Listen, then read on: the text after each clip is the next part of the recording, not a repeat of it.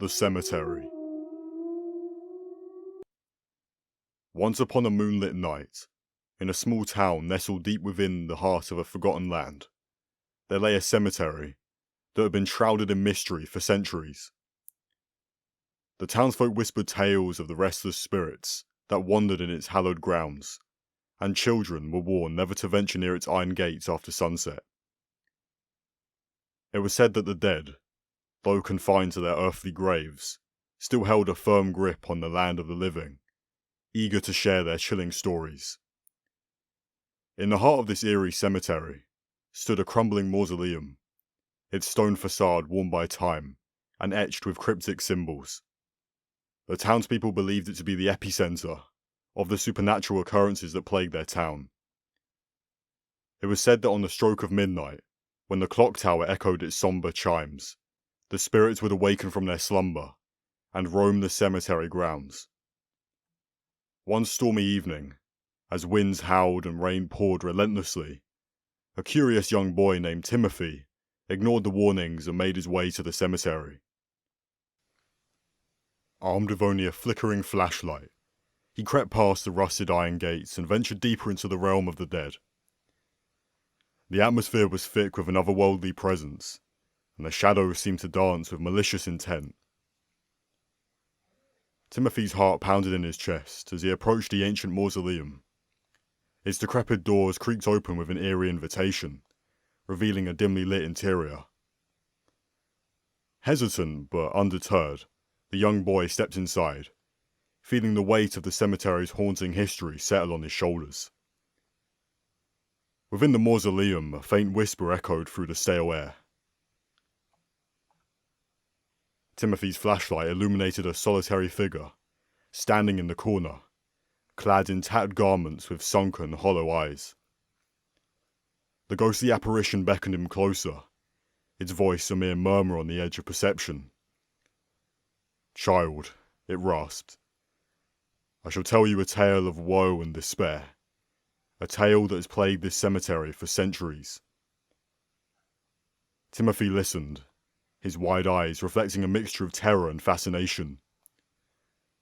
The apparition spoke of a young girl named Emily, who had been buried alive in the cemetery long ago. As the story unfolded, Timothy could almost feel the suffocating darkness that had enveloped her, the fear that consumed her every breath as she realized her dreadful fate. According to legend, Emily's anguished spirit still wanders the cemetery, seeking revenge on those who wronged her. It is said that on stormy nights like this, she emerges from her grave, her ghostly figure cloaked in ethereal mist, and drags unsuspecting souls down into the depths of her eternal torment. As the ghostly tale draws to a close, Timothy's heart races with a mixture of dread and excitement. He can't tear his eyes away from the figure before him, the sorrow etched on its spectral face. The apparition warns him of the consequences of his curiosity, urging him to leave before it's too late. But Timothy, captivated by the haunting allure of the cemetery, can't resist the unknown. He ventures further into the darkness, guided only by the flickering light of his flashlight. Each step he takes seems to quicken his heartbeat, as though he's straying further from safety and closer to the realm of the supernatural. Suddenly, a bone-chilling wind swept through the cemetery, extinguishing Timothy's flashlight. Darkness enveloped him, and the sounds of the night became distorted and menacing. The spirits stirred, their moans growing louder as they closed in on the young boy who had dared to disturb their eternal slumber. Timothy felt a cold grip wrap around his ankle, pulling him down into the depths of the soil. Panic surged through his veins as he desperately clawed at the ground, his fingers grasping at the damp earth, but it offered no respite. The spectral hands of the vengeful spirits tightened their grip, their icy touch seeping into his skin. The young boy's screams echoed through the cemetery, blending with the howling wind and the mournful wails of the restless souls. He could feel himself being dragged deeper into the depths of the cemetery, the weight of the earth pressing down on him, suffocating him. In the midst of his terror, Timothy's mind flashed back to the ghostly figure in the mausoleum and the warning it had given him. He realized that he'd been lured into this dark fate, entangled in the web of the cemetery's curse. As his vision blurred and consciousness began to slip away, Timothy summoned his last ounce of strength. With a surge of willpower, he tore himself free from the grip of the spirits, scrambling out of the cold embrace of the soil. Gasping for air, he staggered back, his heart pounding in his chest. The cemetery fell silent, the vengeful spirits retreating into the shadows. Timothy, shaken and trembling, realized that he had narrowly escaped the clutches of the graveyard's haunting inhabitants.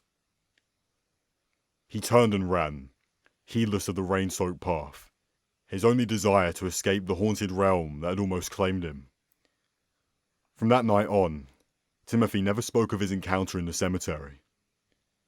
The memory haunted him, serving as a chilling reminder of the dangers that loomed in the darkness. He learned to heed the warnings and respect the boundaries set by the supernatural world, understanding that some stories were not meant to be unraveled. And so, the small town continued to whisper tales of the haunted cemetery, cautioning their children and visitors to steer clear of its grounds. The spirits remained restless, forever trapped within the confines of the graveyard, their stories destined to be shared in hushed tones. To this day, the cemetery stands as a grim reminder of the thin veil that separates the living from the dead. Neighbours. The sky appeared gloomy with the approaching dark clouds, and soon it poured heavily. The road to Jasper sounded cool and adventurous, the valleys taking our breath away, and we reached our new home. We rushed to get to the patio and discovered the main door got locked by the caretaker of the house. "Emma, can you call the caretaker? I can't find the spare key under the carpet." Jake, my husband, asked me. I grabbed my phone and dialed the caretaker's number, but the number was out of network. "It's not working." "The storm must have caused a network issue in this area," I explained to Jake and smiled at him. But the icy breeze blowing made us shiver to our bones. "We cannot stay outside till the storm calms down." "What are we supposed to do now? If we stay outside, we'll freeze in this weather," Jake complained, and I nodded my head in understanding. I noticed a car parked in the house next to ours, and two figures stepped out, exiting the vehicle. The rain was pouring harshly, and I wasn't able to see their faces clearly. They moved towards the house, but stopped and turned to look at us. I got a bad feeling about it, and held Jake's hand in fear. For a while, they stared at us, then they went inside the house. It was a feeling I couldn't shake off. "They're our neighbours," Jake stated, breaking the awkward silence. "They were different," I said, and held Jake's warm hand in my hands. After a couple of minutes, a figure came out from our neighbour's house, and they walked to the road before turning to our lawn. This time, Jake freaked out too. When the figure approached us, I could see her face clearly. She was a beautiful woman, with gothic makeup on her face. "You're our new neighbours, right? We saw you standing outside here for a while. Is everything okay?" she asked us in a polite tone. "Yeah, everything's fine. Just that the spare key to this house is with the caretaker and there's a network issue in this area." Jake explained our situation to the stranger. I eyed him to stay quiet. "That's terrible. Doesn't look like the storm will calm down soon. While your caretaker arrives, you guys can stay in our house," the polite lady offered. "That's so sweet, but we don't want to bother you." I stepped in before Jake could say anything. "We're neighbours now. We're supposed to help each other. By the way, I'm Bethany." She offered her hand and Jake took it gladly. This woman was giving me awkward vibes. "Thank you so much, Bethany." We'd love to get to know each other. I'm Jake and this is Emma, my wife. Jake introduced us to her while walking to her house. I was hesitant to walk inside, but Jake had entered the house. I followed him. Please, make yourself comfortable while I bring something hot for you. Bethany gestured at us to take a seat. However, her gaze fixed on Jake the entire time. When she left, I pinched Jake and glared at him. Why did you agree to come here? I gritted my teeth while speaking. We were freezing outside, and this generous lady offered shelter while our caretaker arrived. What's wrong with you? She's helping us. He hissed at me. Bethany arrived with 4 cups of coffee in her hands. She placed the tray on the tabletop, and behind her, a man came out. Jake, Emma, this is my husband, Paul. Bethany introduced her husband, and I waved at him. They both appeared pale, and the colour of their skin seemed white.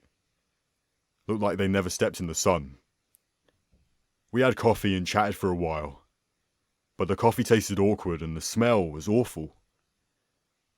When no one noticed, I spilled the coffee in the small pot beside the couch I was sitting on. I kept peeking out from the window, hoping the storm would calm down, but rain kept pouring like it hadn't rained here before. I'll prepare something delicious for dinner. It's been a while since we had a grand dinner, said Bethany in a serious tone. My heart thumped under the ribcage, and it sounded threatening. They both were exchanging looks for a while. Bethany got up to the kitchen while Paul went to help her.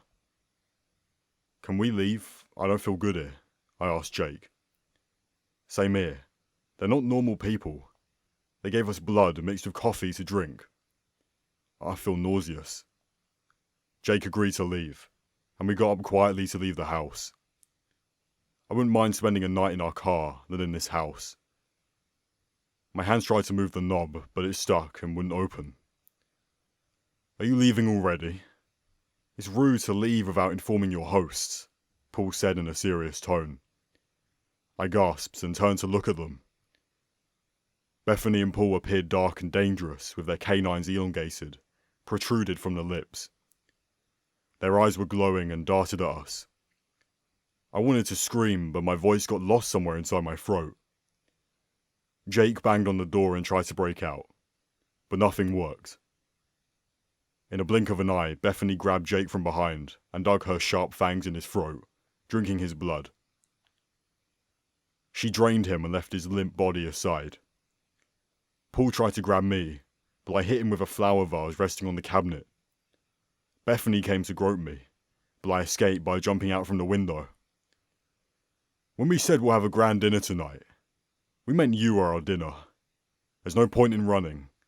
You cannot escape, little prey. Bethany laughed behind me, and I kept running until I came to my car, and thought of leaving this dangerous place. Just as I unlocked my car, a hand pressed firmly on the shoulder, and it scared me out. I screamed and tried to push the figure away, but was relieved to see our caretaker. Are you leaving? The party hasn't started yet, David, our caretaker, said with a smirk on his face. The colour on my face faded when his eyes turned black and glowed. His fangs poked through his hideous smile. He grabbed me by my shoulder, and everything blacked.